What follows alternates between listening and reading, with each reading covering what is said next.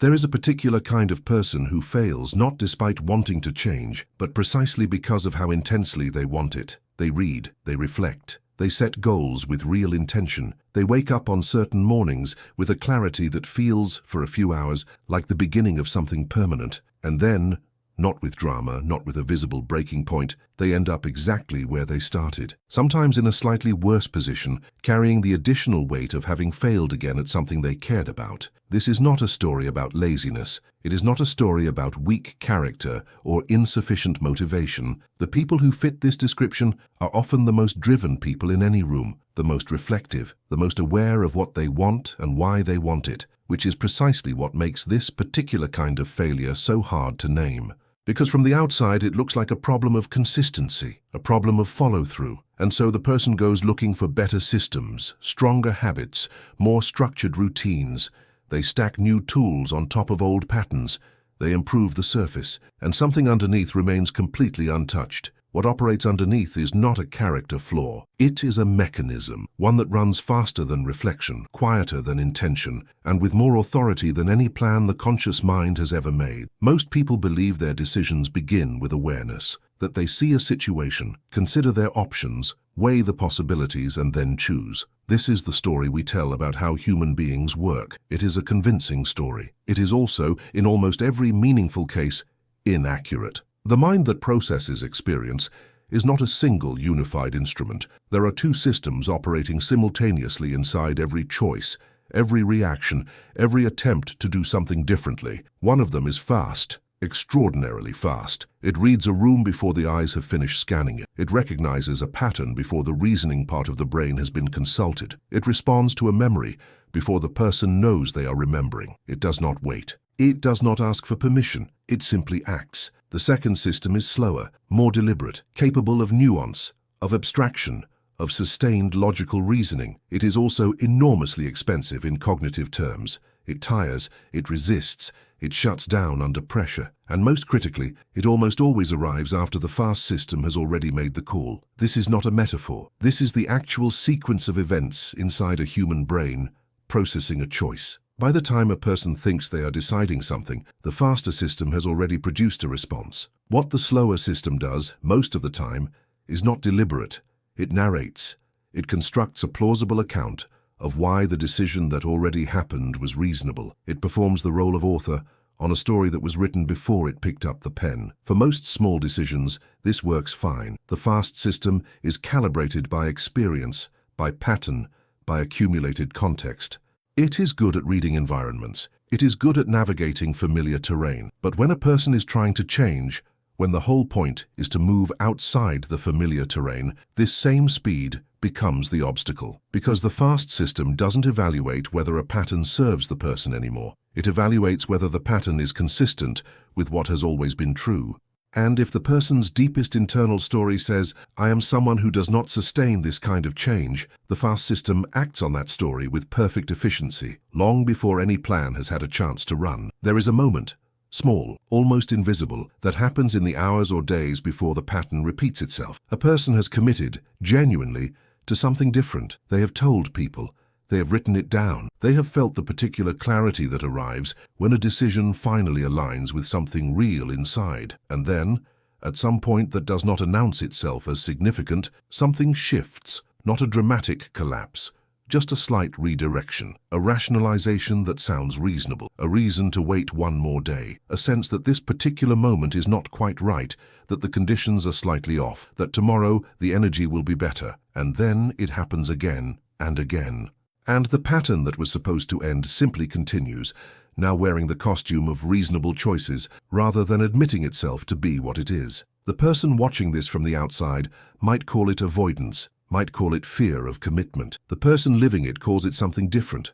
I tried, I was there, I wanted it. Something got in the way. What got in the way was not external, and it was not a failure of character. It was a mechanism operating at a level below conscious choice, a mechanism that processed the situation and returned a response that was entirely consistent with a story the person has been telling about themselves for a very long time. That story is not a lie exactly. It was assembled from real experiences, real disappointments, real evidence. It has internal coherence. It explains the past in a way that feels true. And this is exactly why it is so difficult to challenge, not because it is false, but because it is convincing. Because the mind treats coherence as a form of accuracy. Because a story that holds together feels like a story that describes reality, even when what it actually describes is the architecture of a ceiling. The ceiling is not made of circumstance.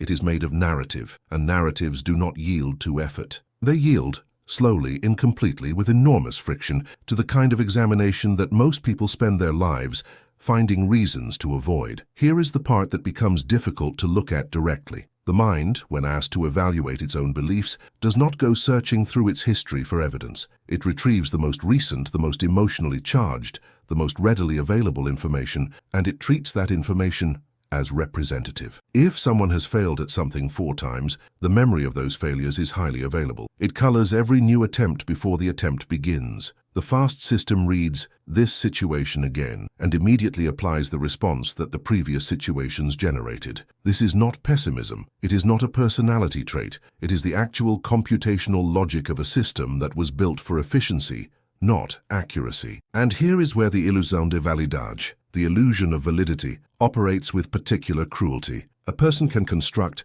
from genuinely real experiences, a story about themselves that is internally airtight. Every element confirms every other element. The narrative coerces. It does not have to be complete to be compelling. In fact, a story built from limited evidence can feel more certain, more obvious, more simply true than a story built from ambiguous, contradictory, complex reality. The person does not feel like they are telling a story. They feel like they are reporting facts. I have tried this before. I know how I respond under pressure. I know what happens to my motivation after 2 weeks. I know myself. And that knowledge, that sense of intimate familiarity with one's own patterns, is precisely the mechanism. Because what feels like self-knowledge is, in many cases, the story casting its own reflection and calling it a mirror. The fast system does not question the story's accuracy. It only asks, is this coherent with what I already know? And if the answer is yes, it proceeds. It makes the choice. It subtly redirects the behavior. It explains the redirection in terms that the slower narrative building system can accept without alarm. By the time the person realizes what happened, they are already looking backward at another version of the same outcome. And the story, which predicted this, gains one more piece of evidence confirming itself. This is not a cycle of weakness. It is a cycle of architecture. And you cannot dismantle architecture with motivation alone. So if willpower is not the answer, and it is not, then what is? This is where most frameworks fail. Because the answer that most systems offer is a better technique, a more sophisticated habit structure, a more granular goal-setting process, an improved version of the same tools that have been failing, applied with slightly different formatting. These tools are not useless, but they are being applied to the wrong layer of the problem. Technique works on behavior. Behavior is downstream from decision. Decision is downstream from interpretation. Interpretation is downstream from the story. If the story remains unchanged, technique rearranges furniture inside a room whose dimensions have not shifted. The person becomes more organized within the same ceiling, more efficient within the same perimeter,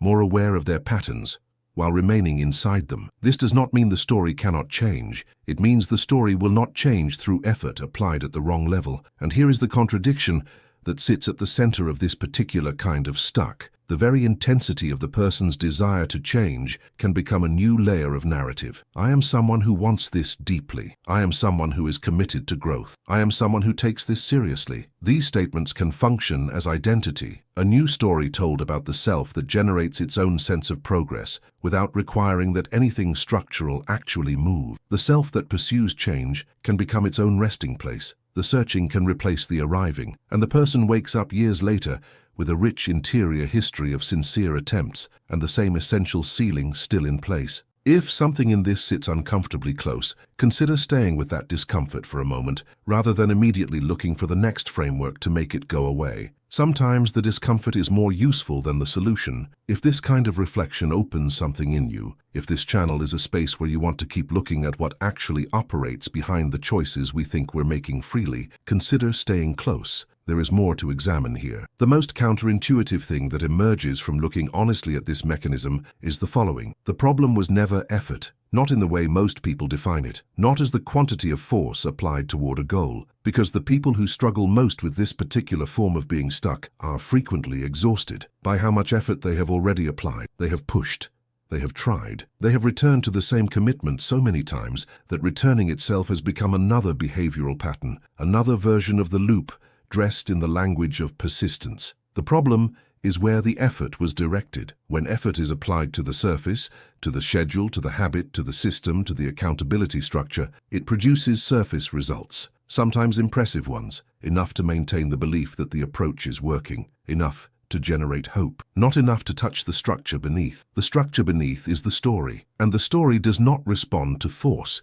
It responds to something much slower, much less dramatic, and much more uncomfortable, honest examination of the evidence on which it was built. Because here is what almost no one pauses long enough to ask: is this story accurate? Not, is it coherent? It is coherent. That much is beyond doubt. Not, does it feel true? It feels true in the way that anything you have believed for a long time feels true. But is it an accurate description of what is actually possible, or is it a description of what has happened before, presented as if the future must follow the same script? The evidence on which most personal narratives are built is genuinely limited, not because the experiences were not real, but because the fast system does not wait for enough data. It constructs a usable story as quickly as possible, because a story, even an incomplete one, is more efficient than sustained uncertainty. And then it stops collecting evidence, because the story is already there, and the story already explains everything, which means the ceiling is not built from reality. It is built from the first story that was coherent enough to feel real. There is something that happens when a person begins to examine the story they have been carrying, not as the truth about themselves, but as a construction that served a purpose at a particular moment in time. It is not a comfortable experience. Because the story, even when it limits, also protects, it explains failure in a way that keeps the self intact. I am someone who cannot sustain this is, in its own strange way, a stable identity. It generates consistency. It reduces the uncertainty of each new attempt. It tells the person what to expect, and there is a particular cognitive comfort in knowing what to expect, even when what you expect is disappointment. Letting go of that story does not feel like liberation. It feels like standing without the ground you were used to, because the story was not just a ceiling, it was also the floor, the walls, the architecture of a self that at least made sense. And this is why the rupture, when it happens, rarely happens through reasoning. It rarely happens through information. It rarely happens through another attempt applied with more force. It happens, when it happens at all, through a moment of genuine recognition, a moment where the person sees without flinching that what they called self-knowledge was a particular story about a particular version of themselves, assembled from limited evidence, held in place by the efficiency of a mind that prefers coherence to revision. That recognition is not a solution. It is an opening, a narrow one. And whether anything walks through it depends on what the person does with the discomfort that follows, whether they reach immediately for the next framework to explain it away, or whether they stay inside the uncertainty long enough to let something actually shift. The version of yourself that needed the old story made sense at the time. That version was not wrong. It was doing the best it could with what it had, but carrying it forward as if it were still accurate, as if the evidence that built it was still the only evidence available. That is the mechanism. That is where the loop closes, again and again. Not out of weakness, but out of the mind's extraordinary loyalty to its own previous conclusions. What remains after all of this is not a set of steps. It is not a protocol. It is not a better version of the thing that has not been working. What remains is a question, one that most people encounter briefly and then move past, because the mind finds the question uncomfortable and quickly generates a more manageable substitute. The question is not, what am I doing wrong? The question is, what story am I inside right now? Not as abstract introspection, as a practical inquiry, because the story is active in this moment, not as memory, but as architecture. It is shaping what feels possible and what feels foreclosed. It is determining what counts as evidence and what gets quietly discarded. It is deciding, well before any plan is made, what the outcome of the plan will be allowed to be. Most people never ask that question of themselves. Not because they lack the intelligence to recognize it as important, because asking it honestly requires holding open the possibility that the narrative you have built about yourself, the one that feels most true, most confirmed by experience, most simply accurate, might be something you assembled rather than discovered. And that is a harder thing to hold than almost any failure. There is something that lives on the other side of that examination, not certainty, not a clean identity to replace the old one, not the absence of struggle. What lives there is something smaller and more durable. The ability to catch the story in motion, to recognize the mechanism as it operates, to choose, not always, not easily, not without cost, to remain a little more open to evidence than the fast system is naturally inclined to be. That is not transformation. It is something more honest than transformation. It is the slow, unglamorous, frequently uncomfortable process of refusing to let the version of yourself that existed before this moment dictate the full terms of what comes next. The story has been running. It will keep running, efficiently, invisibly, with the full authority of everything you have ever believed about yourself. The only question is whether you noticed it just now and what you decide to do with that noticing.